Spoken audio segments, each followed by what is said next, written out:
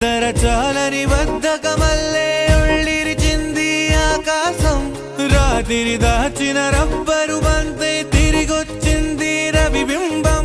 వెలుతురు మోస్తూ దిగి వస్తున్నది గాల్లో గువ్వల పరివారం సెల్యూట్ చేసే సైనికులల్లే స్వాగతమంది పచ్చదనం మౌనంగా